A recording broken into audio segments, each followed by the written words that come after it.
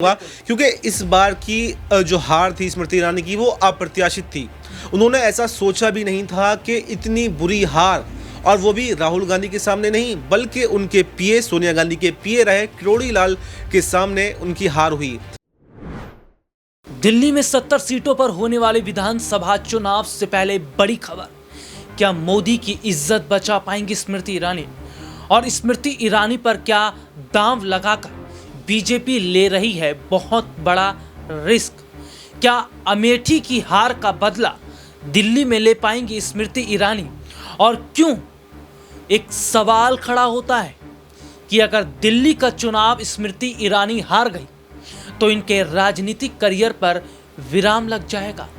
और दिल्ली विधानसभा चुनाव से पहले भारतीय जनता पार्टी फूंक फूंक के कदम रख रही है, क्योंकि दूध का जला फूंक फूंक के कदम रखता है। क्योंकि जिस तरीके से बीते कई सालों से बीजेपी दिल्ली की सत्ता से गायब है, ऐसे में दिल्ली का चुनाव जीतने के लिए न सिर्फ बड़े बड़े चेहरों का नाम हटा दिया जा रहा है, बल्कि उनको दूसरी सीट पर भेज दिया जा रहा है और कईयों पर दांव खेला भी जा रहा है, जिनमें नुपुर शर्मा का नाम है, उनमें स्मृति ईरानी का नाम है, मोहन सिंह बिष्ट करावल नगर विधानसभा क्षेत्र से विधायक, उनका नाम काट दिया गया, यहां से उतार दिया गया कपिल मिश्रा को।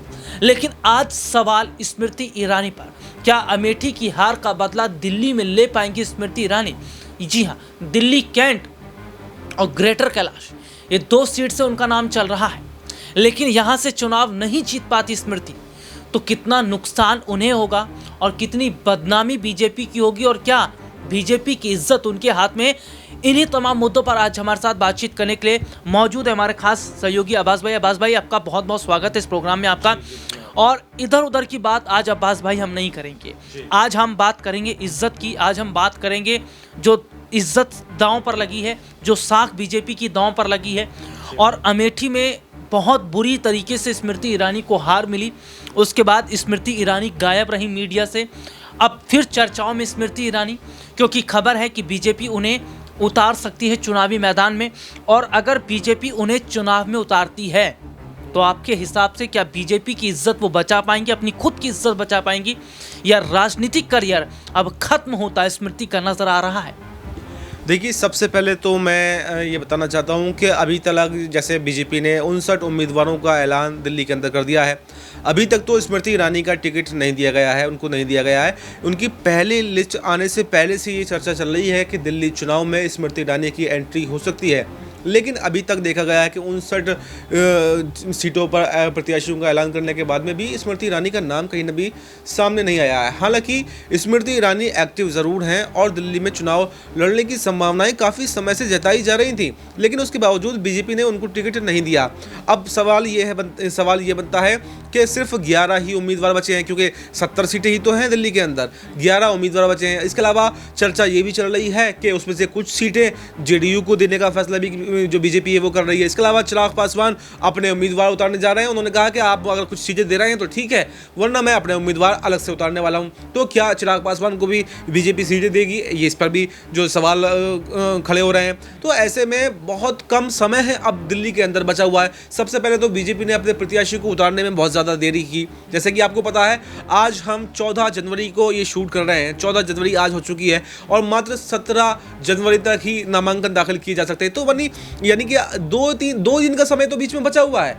इन 2 दिन के समय में ही सब कुछ फैसला होना है। तो मुझे लगता नहीं कि स्मृति ईरानी दिल्ली के चुनाव में एंट्री अब हो पाएगी या नहीं हो पाएगी। अब्बास भाई, अब अपनी बात आगे जरूर रखिएगा। मैं बहुत ध्यान से सुन रहा हूँ आपको, और आपने कहा कि बीजेपी ने बहुत देरी की है उम्मीदवारों को उतारने में, और अगर ये देरी है तो मैं ये समझूं कि ये हार का डर है, क्योंकि जहां आम आदमी पार्टी ने 70 सीटों पर अपने पत्ते खोल दिए, कांग्रेस ने अपने पत्ते खोल दिए, और बीजेपी जो केंद्र में है, जिन्हें हरियाणा महाराष्ट्र का चुनाव जीता, जिन्हें उत्तर प्रदेश की 9 सीटों के इन्होंने चुनाव में अपना दबदबा बनाया, वो दिल्ली में इतनी बड़ी मात खा रही है और इतने लेट प्रत्याशी अभी तक पूरे उतारे भी नहीं है।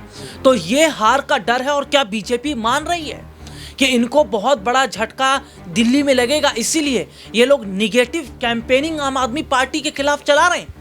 देखिए, आपने बिल्कुल ठीक कहा कि हार का डर तो बीजेपी को सता ही रहा दिल्ली के अंदर, क्योंकि इन्होंने पिछले 2 चुनावों के नतीजे देखे हैं। इन्होंने वो उम्मीद ही नहीं की थी जो पिछले 2 चुनावों के नतीजे दिल्ली के अंदर आए थे। यानी इतनी बड़ी हार कभी बीजेपी की दिल्ली के अंदर नहीं हुई जितनी 2020 के और 2015 के चुनावों में आपने देखी। तो इसके डर तो स्वाभाविक सी रूप है, स्वाभाविक सी बात है कि 2025 के चुनाव में केजरीवाल के खिलाफ आने में बीजेपी को डर सता रहा है, लेकिन यहाँ पर ये फूंक कर कदम रख रहे हैं ताकि जो पहले इन्होंने गलतियाँ की हैं उसको सुधारा जाए। लेकिन ऐसा होता हुआ दिखाई नहीं दे रहा है। क्यों? इन्होंने जो गलतियाँ की थी वो गलतियाँ अब भी ये दोहरा रहे हैं। जैसे कि रमेश बिधूड़ी का बयान आपने सुना, इस तरह के बयान देना, प्रवेश वर्मा के ऊपर इल्ज़ाम लगाए जा रहे हैं कि वो पैसे बांटते हैं, कभी कंबल बांटते हैं। तो लगातार ये बयानबाजी चल रही है। एक तरफ एलजी जो है केजरीवाल पर हमला बोल देते हैं, अमित शाह झुग्गी वासियों के पास जाते हैं और वो केजरीवाल के खिलाफ बोल देते हैं। तो इस तरह से मुझे लग रहा है कि बीजेपी जो पिछले चुनावों में नतीजे आए थे उससे थोड़ा बहुत ही सुधार यहाँ पर हो सकता है। यानी कि 8 सीटें बीजेपी ने जीती थी, हो सकता है इस बार 10-12 सीटें जीत जाए। इससे ज़्यादा सीटें दिल्ली के अंदर बीजेपी नहीं जीतने वाली है, ऐसा हमारा मानना है। क्योंकि जिस तरह से अरविंद केजरीवाल ने काम किया है, हमारे रिपोर्टर्स हर सीट की खबर हमें भेज रहे हैं, जैसे ग्राउंड रिपोर्टिंग वो कर रहे हैं, उसके आधार पर हम ये कह सकते हैं कि केजरीवाल की जो चुनाव है वो बनता हुआ दिख रहा है। उनका साफ स्पष्ट बहुमत के साथ में आ रहे हैं और बीजेपी सीट जरूर बढ़ सकती हैं, 8 से 10-12 हो सकती हैं, इससे ज़्यादा नहीं पहुंचने वाली है। मैं अब यहाँ से एक और सवाल लेना चाहूँगा और मैं सवाल स्मृति ईरानी पर ज़्यादा फोकस इसलिए कर रहा हूँ क्योंकि अमेठी हारने के बाद स्मृति ईरानी बहुत बड़े हद तक शांत हुई, लेकिन अब जिस तरीके से वो एक्टिव हुई हैं और जो भरोसा उन्हें है, और मैं एक छोटी सी चीज़ अब्बास भाई इसमें एक चीज़ देख रहा हूँ कि बड़बोला बयान स्मृति ईरानी के अंदर नहीं है। क्योंकि आज से कुछ वक्त पहले अगर आपने भी देखा होगा और जो हमारे व्यूवर्स हैं उन्होंने भी देखा होगा कि मंच से चीख कर चिल्ला कर कहती थी कि मुझे कोई नहीं हरा सकता, अमेठी में हराने वाला कोई माई का लाल पैदा नहीं हुआ है। संसद में चीखती चिल्लाती रहती थी, जुबान पर कांग्रेस कांग्रेस कांग्रेस, लेकिन आज जुबान पर अब्बास भाई कांग्रेस नहीं है, आज आम आदमी पार्टी है और कांग्रेस का तो जिक्र बहुत कम ही हो रहा है। क्या बड़ी वजह है कि एक स्मृति ईरानी वो थी जिसकी जुबान पर कांग्रेस का नाम था और एक स्मृति ईरानी वो भी थी जो हर वक्त केवल और केवल जनता के मुद्दों को छोड़कर गांधी परिवार के पीछे लगी रहती थी। लेकिन आज एक स्मृति ईरानी है जो आज आम आदमी पार्टी की बात कर रही हैं, जो आज केजरीवाल की बात कर रही हैं और जो पहले तलकियां उनके जुबान में होती थी वो आज नहीं है। देखिए राहुल जी, हमारे पास समय थोड़ा कम है, इसलिए मैं इसका शॉर्ट में जवाब देना चाहूँगा। क्योंकि इस बार की जो हार थी स्मृति ईरानी की वो अप्रत्याशित थी। उन्होंने ऐसा सोचा भी नहीं था कि इतनी बुरी हार, और वो भी राहुल गांधी के सामने नहीं बल्कि उनके पीए सोनिया गांधी के पीए रहे किरोड़ी लाल के सामने उनकी हार हुई। यानी इतनी बड़ी हार उनकी हुई कि उनके पास बोलने के लिए कुछ बचा ही नहीं।